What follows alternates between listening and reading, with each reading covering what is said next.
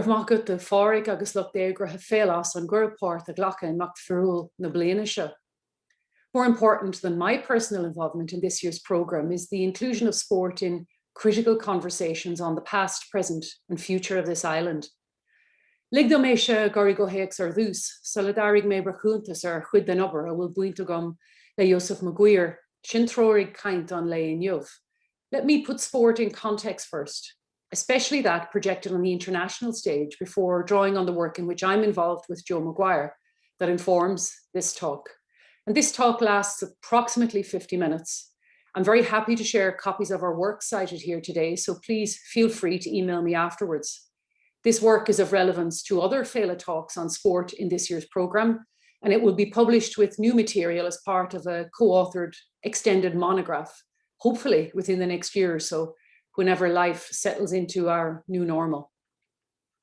We're all familiar, I'm sure, with the struggles that have characterised 20th century Irish-British relations, whether through history and memories, handed down at individual, family, local community levels, or through the proximate and, let's face it, destabilising impact of Brexit.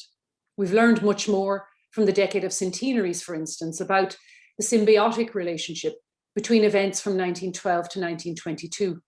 On this small island, there are no self-contained events in the decades around partition, nor throughout the 20th century.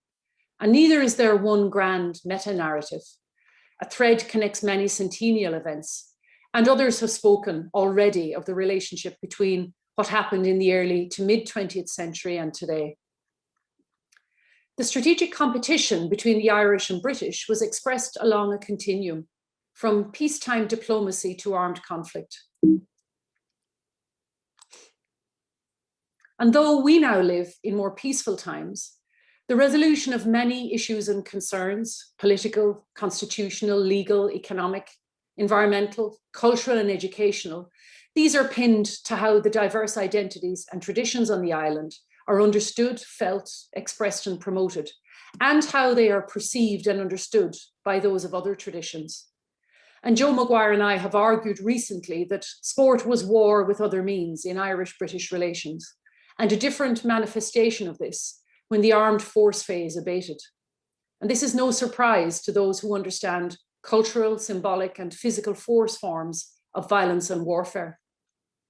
That a new phase involving international sport emerged in relations between the Irish and British is a compelling analysis when we consider the role of modern sport as a highly visible manifestation of nationalism, mobilized in battles for political and cultural supremacy, a source of unity and division within and between countries, nations, states and regional units.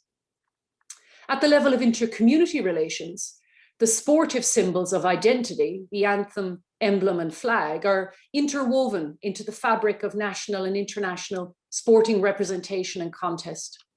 And the salience of identity and sport in conflict and divided societies is particularly distinctive.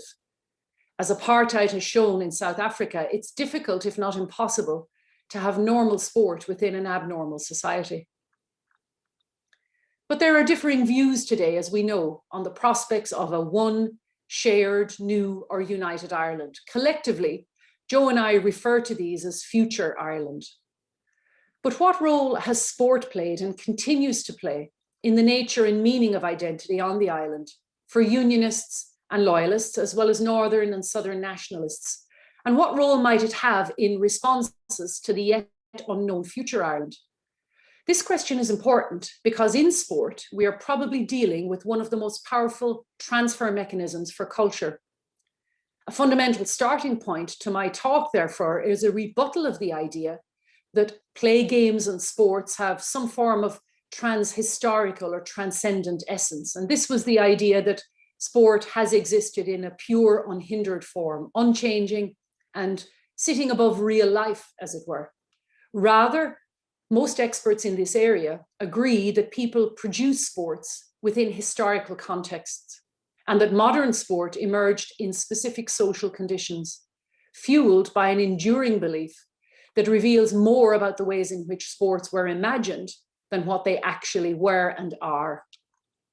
And it's now well established in the canon of this work that individual and group identities were and are understood, felt, expressed, and promoted through sport.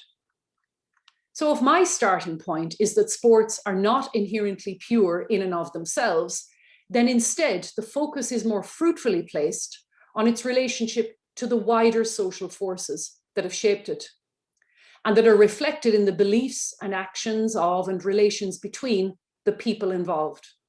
And this is critical to understanding the Irish question in Olympic sports and track and field athletics. And this descriptor was replete in the correspondence between elites in the executive groups of the eminent international sporting bodies of the 20th century. It was also a moniker in British Olympic and athletic archives.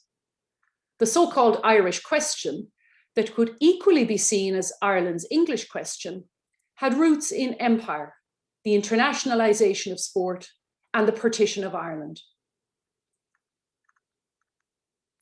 It was embodied expressly in the political boundary rule adopted by the international Olympic and athletic bodies in the 1930s. And this rule remains in effect today and is intertwined with how the identities and traditions on this island and their consequences are perceived and understood by others. The present day upshot of this rule is claimed by some to undermine the dual eligibility rights of citizens in Northern Ireland enshrined in the Good Friday Agreement, which is to represent a 32 rather than 26 county Ireland in international athletics. Before I delve into this history a little more, it's useful, I think, to describe the main sporting bodies involved across north, south, and east-west axes, stretching from the island of Ireland to Western Europe, where the eminent international Olympic and athletic bodies established their permanent headquarters. And you might want to replay this section more than once if you're less familiar with sports governance, given the number of bodies and their acronyms. But I'll also use some map locators to help with their visual placement in the story of the Irish question and its continued impact on the present and future Ireland. Though claiming to be political in its inception, the modern Olympic movement and other international sporting bodies like international athletics, these exposed and amplified international politics. Many examples span the 20th century. Irishman Peter O'Connor's flag protest at the 1906 Intercalated Games, the US team's refusal to dip the American flag to King Edward VII, the 1936 so-called Nazi Olympics and various boycotts and bans since then. It was a boycott by the Irish Olympic Council at the 1936 Olympics, owing to the suspension of the National Athletic and Cycling Association. There was another by the People's Republic of China in 1956 over the inclusion of Taiwan. Boycotts by more than 20 African countries in 1976, owing to the failure of the International Olympic Committee, the IOC, to ban New Zealand, who completed a rugby tour of segregated South Africa, and the reciprocal practices of the US and then USSR in 1980 and 1984. Indeed, by the 1980s, the sixth president of the IOC, Lord Killannon, an Irishman who also served as brigade major in the British Army in World War II, he acknowledged his complete defeat in attempts to make the spirit of the Olympic Games less nationalistic. And since then, the search for the twin sons of prestige and profit has continued via bidding for and hosting of the Games, a rationale similar to the hosting of many other sports mega events, such as the FIFA World Cups and the Commonwealth Games. And at the time of preparing this talk, we're awaiting the outcome of the Tokyo Olympics in sporting, public health, and commercial terms. There are more than 7 sporting bodies at the heart of the Irish question, and that continue to be so today, albeit under different names, or indeed having changed in form in some way over the past 100 years. There is the National Athletic and Cycling Association, the NACA, formed in 1922 out of the amalgamation of other separate athletics groups, including that of the GAA's former Athletic Council. And this was accepted by the IAAF, the International Athletic Federation, now World Athletics. It was accepted to have 32 county jurisdiction when it affiliated to them. But this jurisdiction was delimited to 26 counties by the mid-1930s. We also have the Amateur Athletics Association of England, formed in the late 1800s, and the British Olympic Association, formed in 1905. Shorthand, the AAA, the 3As, and the BOA. And these always had at least one member on the executives of the international athletic and Olympic movements over the course of this story. And these played a critical role in ensuring that claims to a longer standing political and sportive jurisdiction over Ireland prior to partition and then independence were cemented in the implementation of the political boundary rule and in the subsequent establishment of a British Amateur Athletics Board that incorporated England, Scotland, and Northern Ireland.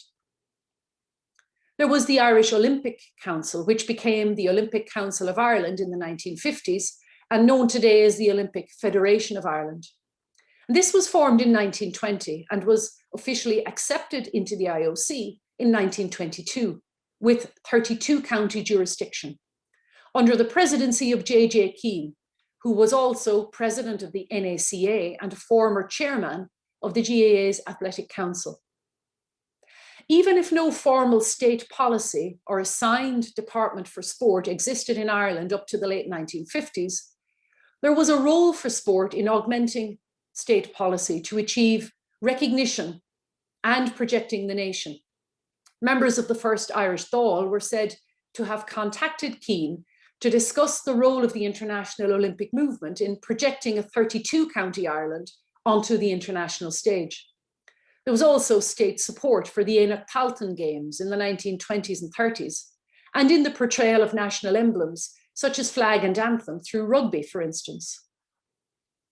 Some sports continued to select all-island teams in Olympic and world competition, like boxing and swimming, and resisted any subsequent attempts to delimit their jurisdiction, while others were, as Lord Killannon put it, without the North, whose affiliations were with the UK. We also had the NI3As, the Northern Ireland Amateur Athletic Association, formed officially in 1930 and preceded by an organisation with a much longer title and acronym. And this is known today as Athletics NI. And of course, the Irish equivalent, Athletics Ireland, was the successor by means of many twists and turns of the NACA. Importantly, the title Ireland applies in athletic governance terms to the Republic only. And as regards the emergence of the NI3As, it's simply sufficient for today to say that a Belfast group broke away from the NACA in the mid-1920s, initially not along sectarian lines, but for reasons to do with betting, membership by amateurs, and the rigid scheduling of competition. And the impact of partition and the implementation of the political boundary rule meant that over time, clearer lines of demarcation emerged that hinged more upon Irish and British unionist identities, on the strength and historical influence of particular personalities within the various organisations and who exerted power through the internationalisation of sport. The NACA was suspended from international athletics for not accepting the boundary rule and reflected in the authority then granted to the NI3As to govern athletics in Northern Ireland. The NI3As affiliated with the British Amateur Board.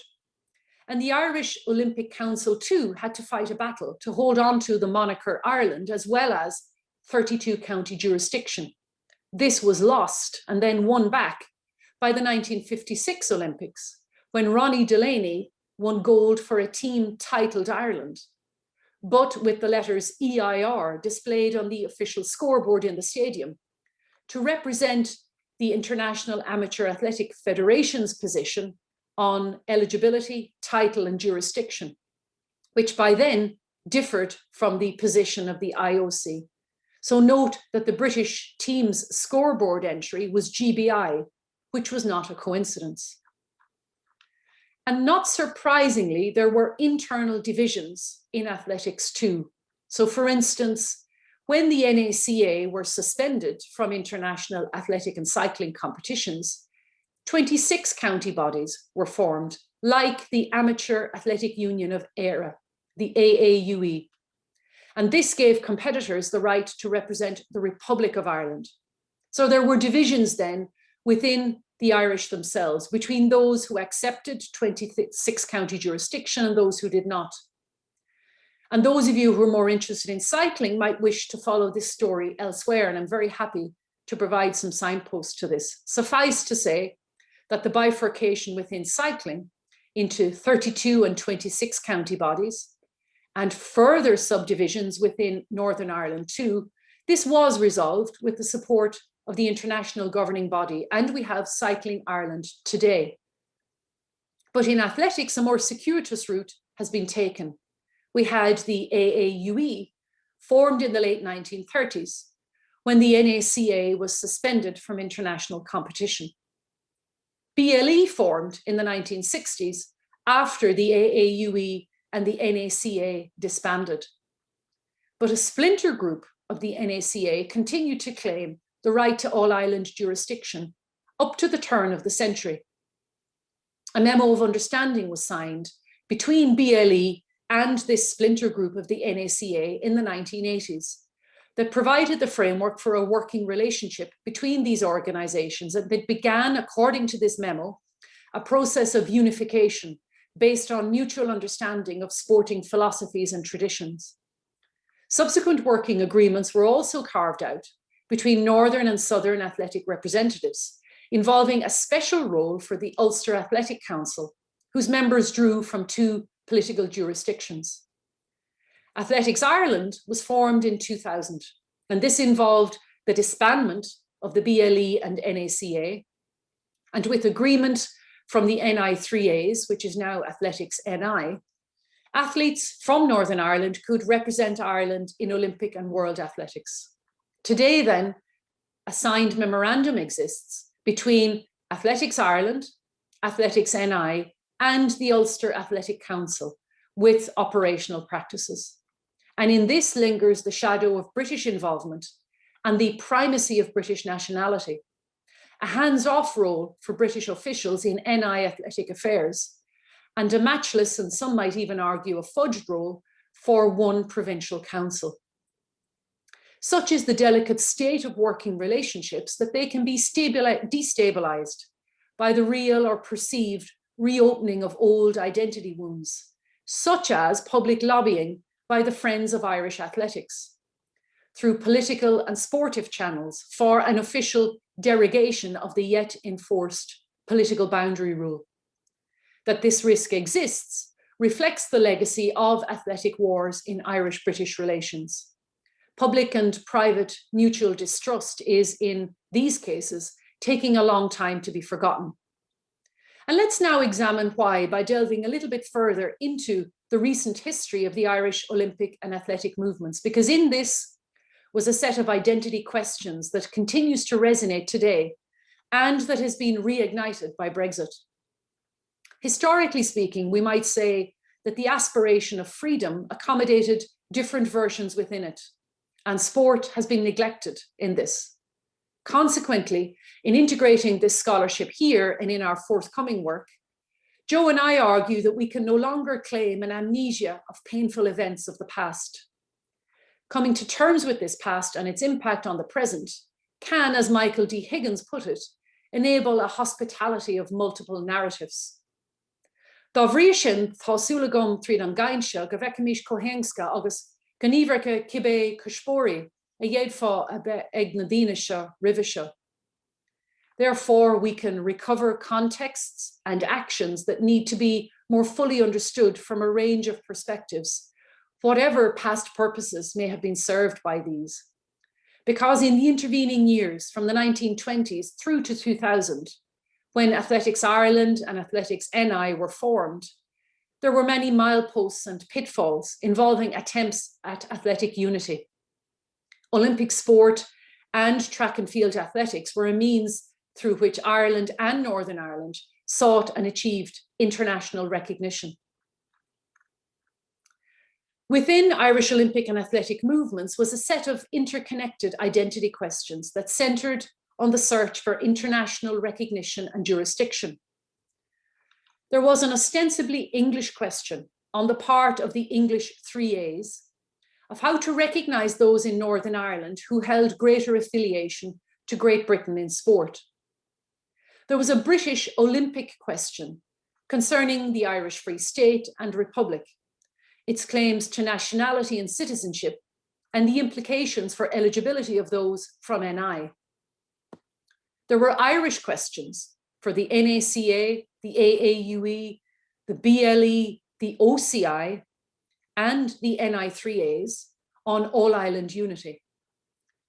Reflective of relations in divided societies more generally, there was the attendant question of how to resolve internal tensions between the Irish themselves, including the Ulster and British Irish domiciled north and south.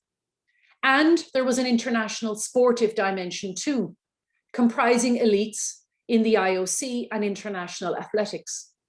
These executive members were sportive diplomats with views on nationality and citizenship, and who by their beliefs and actions were a means for some nations to increase their appeal, power and scope. For others, such as the two Chinas or even the two Koreas, Taiwan and Ireland, the beliefs and actions of these international elites were strongly contested and in those cases demonstrated to be unevenly applied. For instance, the efforts of British administrators to thwart the participation of a unified Irish team at the 1948 Olympics was starkly contrasted with their failed efforts to welcome Soviet and Eastern Bloc teams. In Ireland, partition led to differences in emphasis in the practice of statecraft and sportcraft, north and south. All-island practices continued in many organisations founded before 1921, such as the GAA, the Irish Rugby Football Union, and the oldest national golfing union in the world, the Golfing Union of Ireland. Those founded after 1921 were more likely to observe the border, as Cormac Moore has observed. But in Olympic sport, established in 1920, and in athletics, formed initially as an all-island sport in 1922, the impact of the fusion of sport with wider socio-political issues was especially acute. British English influence was resisted through the growth of Gaelic games, but also in the Olympic movement, involving field and track athletes such as the aforementioned Peter O'Connor and Con Leahy, who protested their right to represent a separate Irish Olympic team, and later Olympic double gold medalist Pat O'Callaghan, who professed to be glad of his victory in 1928 because, as I quote him, the world has been shown that Ireland has a flag, that Ireland has a national anthem, and in fact that we have a nationality.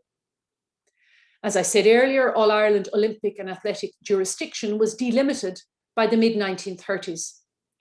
The 32-county NACA refused to accept this boundary rule and retained their all-island claim for almost 100 years. Diverse views on sport, politics and representation had a bearing in different ways in track and field athletics at various points throughout the 20th century. For instance, the NACA voted in favour of an all-island team titled Ireland with the harp flag that participated in the inaugural 1930 British Empire Games, but not without dissent within on the politics and separation of sport. Views within the organisation alternated on the entry of this team.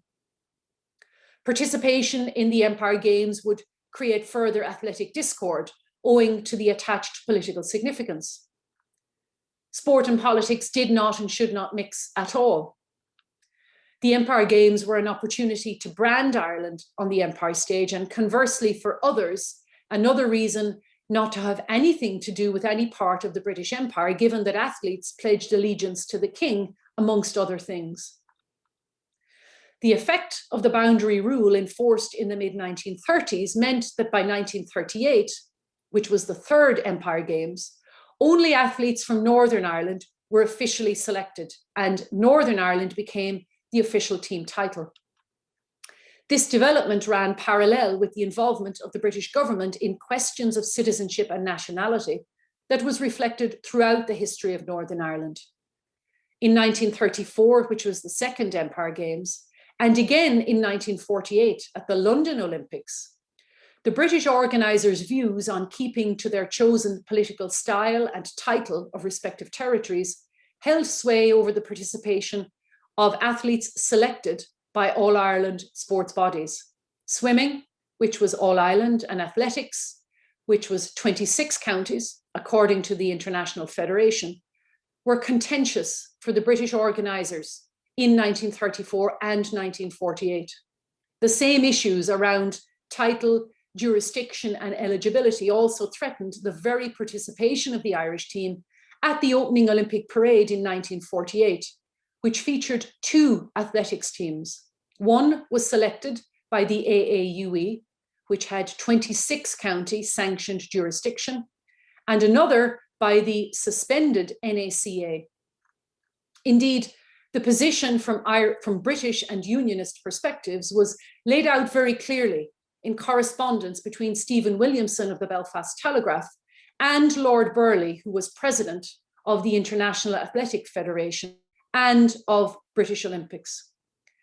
In correspondence between them, Williamson said to Burghley, "The Northern Ireland 3As will not be a party to any agreement whose sole object from a Southern standpoint would be helping the NACA to obtain recognition from the body governing the Olympic Games."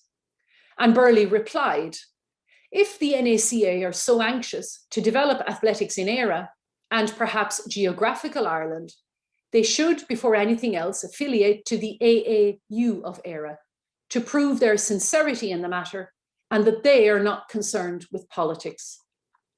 And there is both verity and irony to Burghley's analysis of politics here, given his central part in the struggle for Ireland's reclaimed All-Ireland Olympic status in the delimited jurisdiction of the NACA and the sanctioning of the AAU of Éire, as he put it, as the official member for Ireland. Indeed, his use of Éire without the accent was also in keeping with the British Dominion and Commonwealth position. Because Irish-British relations also involved word wars over national moniker. GB refused to use the constitutional title of Ireland post-partition, and it undertook various diplomatic efforts to persuade others to do the same. Thus, the term Ireland was reserved for British use in the context of Northern Ireland, and this was contested by Irish representatives through diplomatic channels. The IAAF, through the influence exerted by Lord Burghley and key executive officials, continued to impose the title Éire without the accent, and subsequently Republic of Ireland. And this explains Delaney's attribution of EIR in 1956 and of GBI for the British team. The former, despite dispatch of a government-stamped letter from Irish Olympic and athletic bodies, clarifying that the English translation of the official Gaelic title was in fact Ireland. In the 1950s, Lord Killannon, who was then president of the Irish Olympic Council and an executive member of the IOC, succeeded in changing the IOC appellation to Éire, from Éire to Ireland, and in reinstating 32 county jurisdiction. Burghley, who had vouched for his accession to the IOC executive, was less than enamoured. Burghley was a trusted link between the IOC and the British government by the 1950s, and on at least two known occasions consulted with relevant British government officials on questions of Irish title and jurisdiction. In August 1948, and again in April and October 1956. Burghley himself was described by British officials as charging full tilt into battle and having enough Southern Irish blood to get cross about this. Irish government officials also tried to intervene with the British. Irish Taoiseach Eamon de Valera raised the question of Irish representation in the Olympics with Commonwealth Office official Philip Noel Baker in November 1947. This was preceding the 1948 Olympics. Baker regarded this intervention as the partition issue in new form, but in this de Valera was in sync with the direction of Irish foreign policy initiatives, seeking membership of and recognition by international bodies, albeit with the caveat in advice from him to the NACA that internal athletic unity on a 32-county basis was first required. The forces of nationalism were equally recognisable here in the northeast corner of Ireland, where there is no ideological mortar holding things together. Ulster athletics split formally in 1925, as I said, although not along strictly sectarian lines, when the forerunner was formed to what became the NI 3As in 1930. Athletics was unfinished business for politicians of the new Northern Ireland Parliament and an attempt to promote a separate identity and jurisdiction, ensuring unionist hegemony. Political and sportive leaders in Belfast intervened with the 3As and with the British Olympic Association, who consulted with the Dominion's Office on legal interpretations of British citizenship and nationality at the time. Richard Dawson Bates, Ulster Unionist Party member, Minister of Home Affairs, and President of Glentoran Football Club, wrote to the 3As in England and to the RUC's Inspector General. He urged the 3As to act on behalf of the NI Athletic Group that were then seeking affiliation, and he expressed concerns to the RUC regarding athletics and any association with the playing of the Soldier's Song, Our All Nevian, and the display of Free State emblems. Prime Minister Lord Craigavon intervened personally too with the British Olympic chairman to ensure British affiliate status. The British Dominion's Office supported the position taken on sporting citizenship in Northern Ireland. Consequently, the IOC's and the IAAF's acceptance of this rule was influenced strongly by British members within their executives. Officials from the 3As filled the role of Honorary Secretary of International Athletics for 30 years, from 1946 to 1976. And as I said, this influence cemented the adoption of a British worded boundary rule and the right of the NI 3As to govern athletics. Football was already partitioned by the mid-1920s, while other sports travelled in a different direction and retained 32-county jurisdiction, including, for instance, rugby union, cricket, hockey, boxing, and swimming.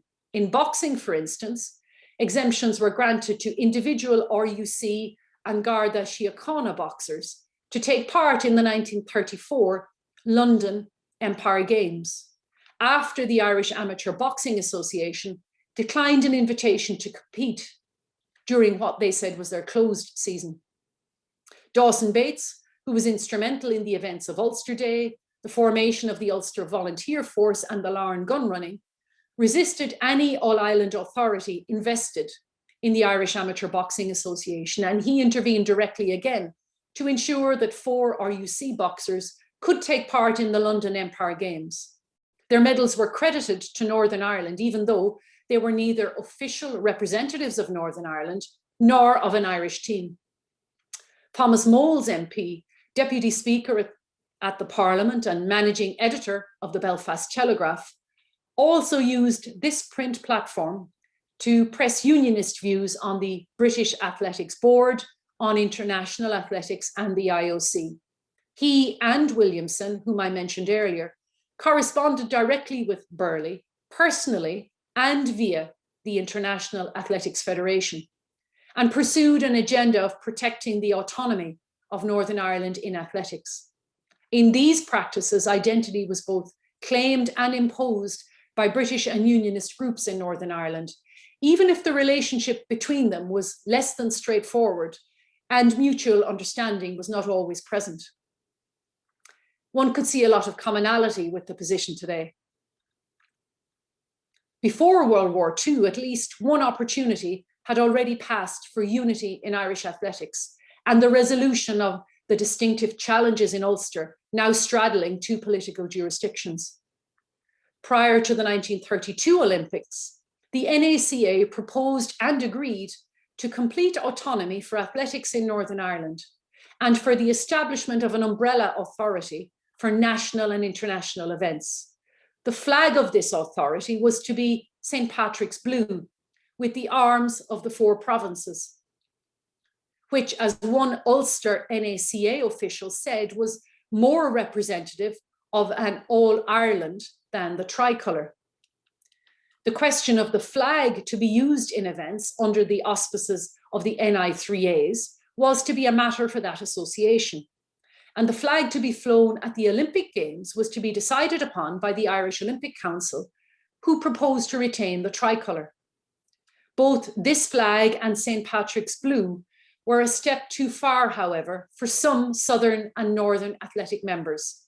As one Kerry delegate of the NACA put it, a compromise flag was only worthy of an organisation that was prepared to compromise itself. Other unity opportunities were unfulfilled over the next 50 years as debates about national team eligibility were hotly contested in select sports whose international bodies were influenced by their British executive members. In this, the right of any athlete born on the island prior to 1922 and the formation of the Irish Olympic Council to be eligible for selection for GB or Ireland was imposed. However, the corresponding claim that anyone born or living in Northern Ireland thereafter was eligible for both was neither acknowledged nor formally approved by the 3As or by British Olympics or by those in the NI3As. Not in the immediate post-partition era, nor after World War II when international athletics resumed. As a result, Irish and NI-born athletes represented GB in the Olympics, even as the reciprocal right was not formally acknowledged by the respective international federations or committees or by British sports bodies. Not until the latter decades of the 20th century was there an official seeding of the question of dual eligibility for athletes from Northern Ireland, enshrined subsequently in the Good Friday Agreement. Thus, partition in the case of the Irish Free State and Republic of Ireland and Northern Ireland made for a particular symbolic articulation of sportive nationalism, which was the same in terms of its elements, but also different in the symbolic ways in which these were articulated through flag, anthem, and emblem. Along the way, deep divisions grew, not only between Northern Unionist and Southern athletic representatives, but also, as we've seen, between the Irish themselves, some of whom rightly questioned the benign and at times malign influence of British Olympic and athletic officials. The view, for instance, of the 3A's chairman and British Olympian Harold Abrahams, and he chaired more unity talks between Northern and Southern athletic representatives in the early 1970s. His view was that any move towards a one Ireland, not necessarily united, his words, this move required agreement from the British Amateur Athletics Board. In Northern Ireland, ending the armed conflict has brought more attention to culture, in which the anthem and flag have become, in effect, symbolic peace walls of the mind, particularly for some members of Protestant unionist loyalist groups. Accordingly, many sports people have reported to us that, on balance, it's better to leave sleeping dogs lie than to reopen old wounds. Not least because some sports might compound further the distinctive identity issues in Northern Ireland and perhaps even expose the limits of sport in its ability to transcend difference. And these ideas endure today and contour the problems, opportunities, and challenges facing those who seek to use sport as a tool for social bonding or even bridging social divides. The paradox of modern sport and traditional games and the role they play within and between communities and nations can be expressed by different forms of social capital.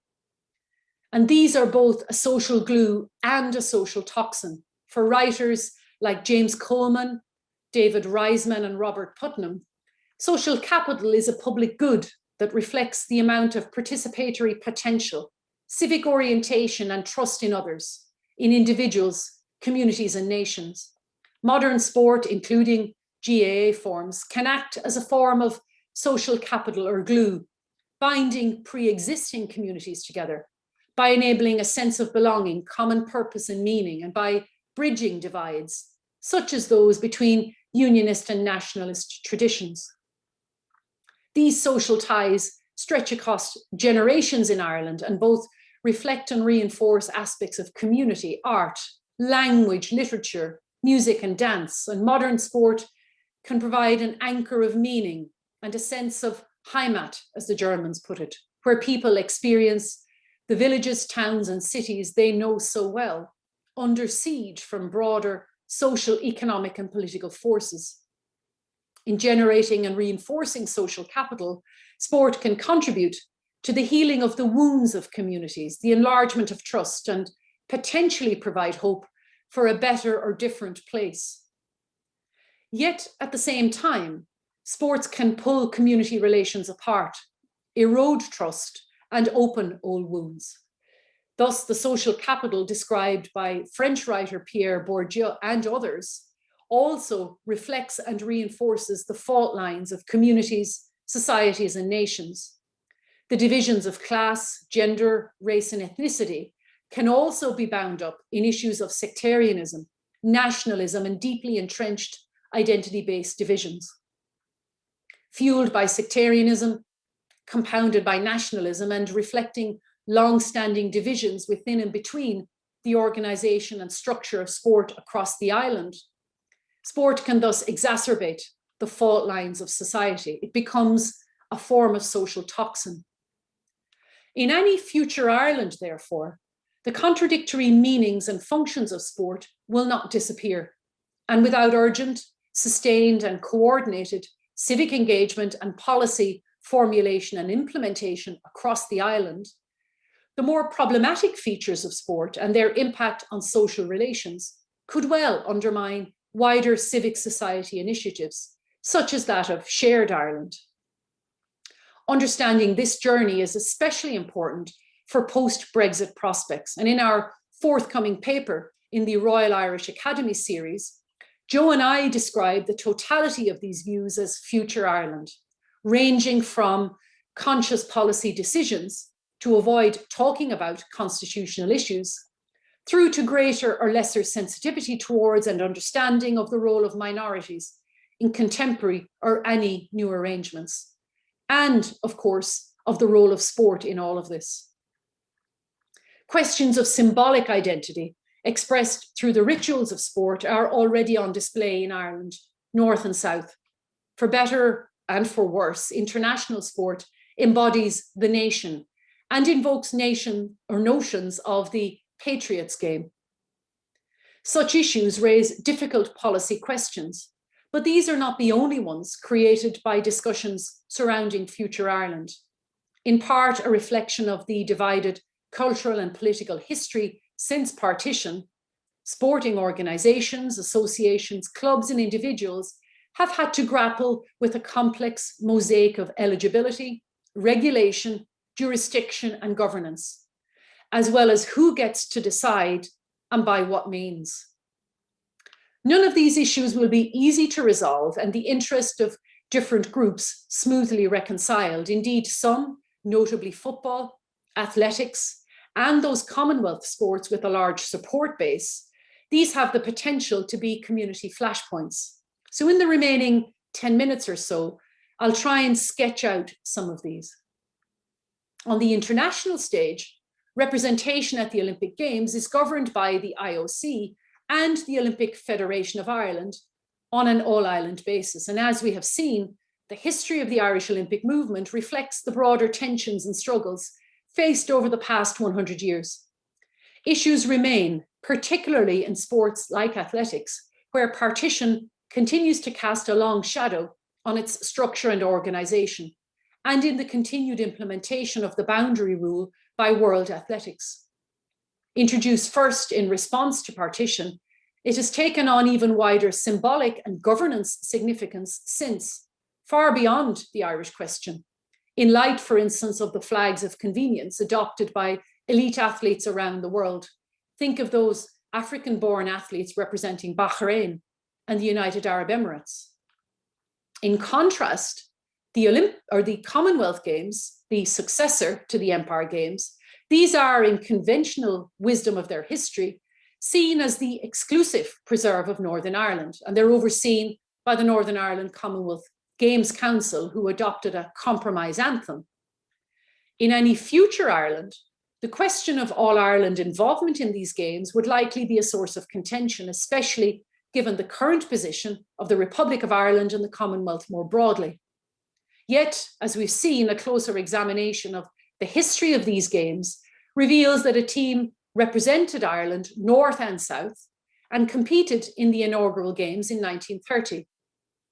And Cavan registered athlete Bill Britton, seen here on the bottom right, won silver for Northern Ireland. New Irish, too, now and in the future, will not just be drawn from the diaspora and claiming citizenship through kinship or residency, such as Bundy Aki, Seni Nayopu, Razidat Adeliki, or Leon Reid. Indeed, they may be neither Catholic or Protestant, nationalist or unionist or loyalist, but nevertheless will call Ireland home, and in sport will be proud to represent or support the nation. But not all welcome such developments. Former Ireland Rugby Union international and sports writer Neil Francis contrasted his preferred Heimat to flags and jerseys of convenience last year when he wrote in the Sunday Independent, "The prime criteria for being selected to play for Ireland is that you be Irish above other things." As he put it, you can be committed to the cause, but you can be paid to be committed to the cause. You can learn the anthem. You can die for the jersey. You can't trade out your heritage. You can't stand down your own for tourists. And you can't give your national jersey to people who pick it up on the back of a contract for services. Mirroring feelings about sportive compromise that we saw of the 1930s, he said, "The green jersey is not for sale." And specific sports engender greater or lesser tensions and divisions. Some 32 county sports, such as field hockey, with traditional playing strengths in Ulster, mainly in the 6 counties, navigate the complex questions of allegiance, identity, jurisdiction, and eligibility for players who can opt to play for Ireland or GB at the Olympics and European and World Championships. As late as the 1980s, the Ulster branch of the Irish Hockey Union had an effective veto on aspirations to field an All-Ireland team at the Olympics. Despite this and paralleling changes that were also afoot in athletics, one NI Ulster hockey official noted how representatives from both sides of the border developed a new vision and representation. As he said to us in interviews, the membership of the Ulster branch changed. And reflecting a separation of civic and sportive expressions of national identity, there were a lot of Ulster players in the GB squad, some who were not going to be picked for GB. So in this official's words to us, there was another vote, and Ulster said, yes, Ireland can go for the Olympic qualifier. The message was that now we were in that ball game as an Irish team. So if we really wanted to try to qualify, we needed to look at this and put a better program in place. Significantly, this new approach was well ahead of the accommodations over identity, dual citizenship, and passports expressed in the Good Friday Agreement. But there were consequences. People left the Ulster hockey branch and so on. Those who were progressive wanted to see more opportunities for Ulster players to go to the Olympics. And indeed, some issues remain, as Ulster hockey still provides guidance to prospective players on which national path to take. In other organisations like the GAA, the games of hurling and football are still viewed in equal measure with apprehension and suspicion by sections of the unionist loyalist community. The legacy of partition also ensured that some sports would become divided along hard lines, with the boundaries of allegiance, eligibility, and jurisdiction firmly policed. This was and remains starkly evident in football or association football, soccer, where the IFA and the FAI remain rivals on and off the field of play. And the success of the NI team, particularly the men's team, is of central importance to sections of the loyalist community. Entrenched identities evident in sports like soccer may prove very difficult, if not intractable, features of the process towards forging shared notions of what it is to be a citizen of future Ireland.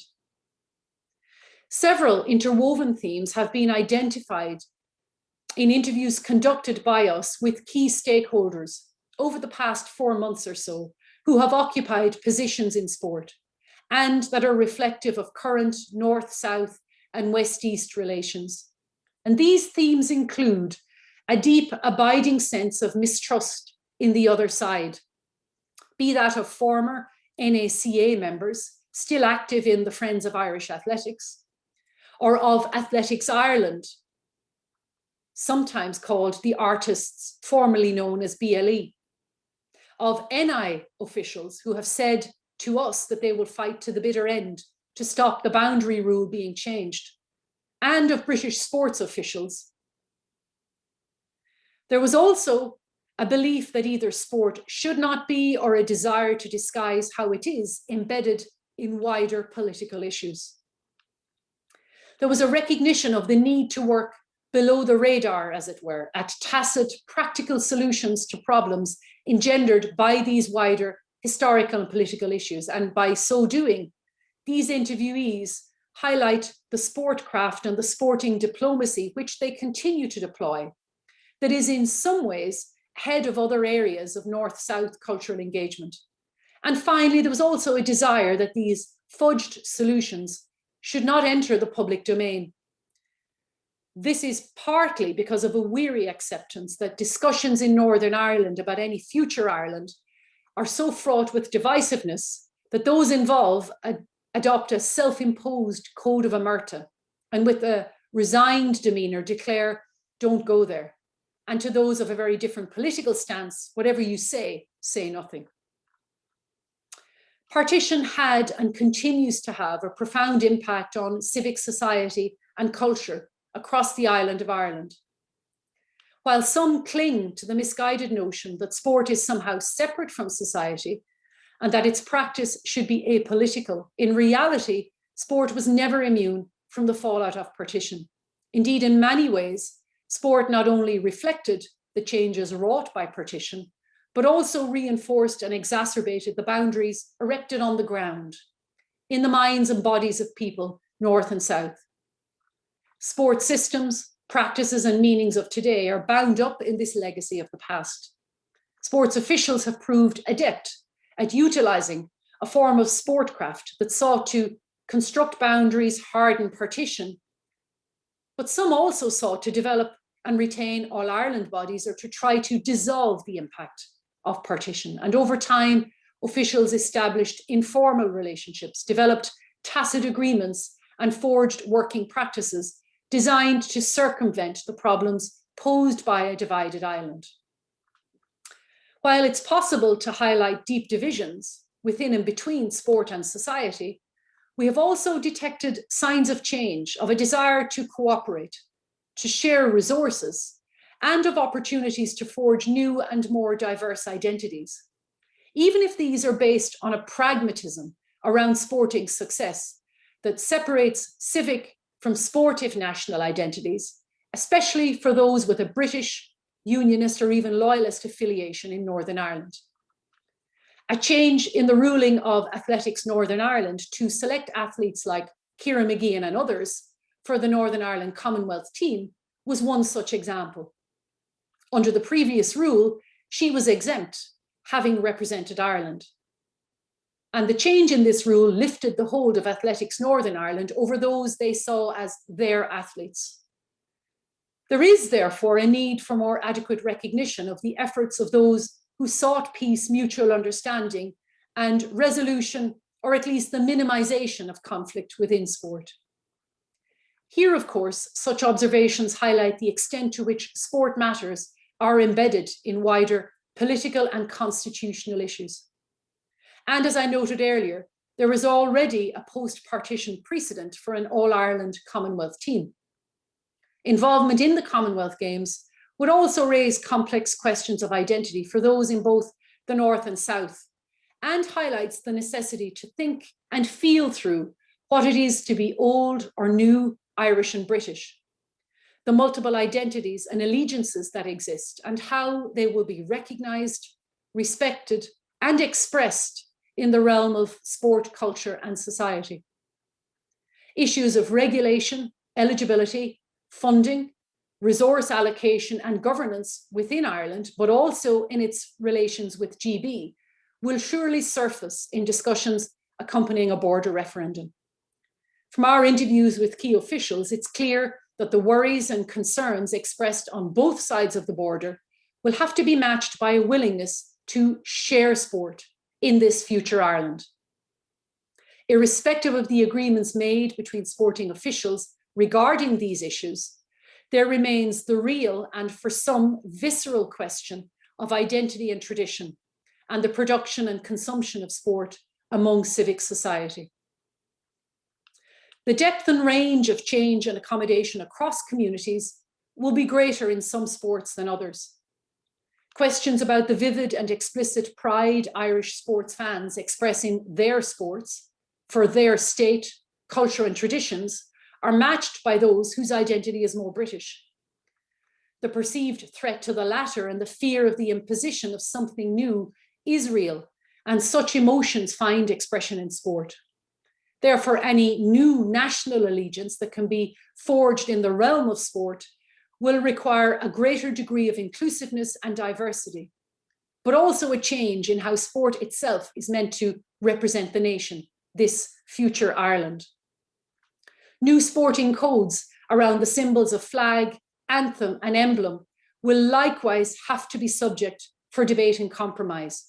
Preparing now for how this dialogue would be enacted is crucial. It's necessary then to hear the views, however uncomfortable, of those who sought and seek compromises and new accommodations that were later contested. So I conclude this talk by returning to the aspiration of Michael D. Higgins and of the opportunity accorded to us through Féile's annual programme of activities and others to start from previously unknown histories about Olympic sport and athletics, and to begin to recognise more fully the events that have happened. These, of course, will be interpreted and reinterpreted because what we choose to remember is influenced by the present. But hopefully this work will deepen our collective understanding and consciousness of common histories and of contested memories on this island. Whether or not this will be sufficient to avoid either sterile mutual respect or even atavism is up to you and to those involved in the leadership of sport and civic society.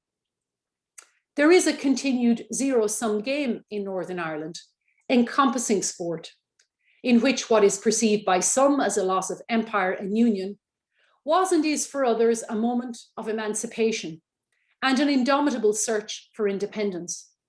And yet both experienced and continue to experience remembered humiliation and loss of respect. Garv Mangot the Rish, de gra Féile as an desho, tá sulagam gorbain tu thanavasho, agus speak drogalert, jawala yenavlum, la haid copana den ober fuilshaha a luakansha. Fanacht soalta.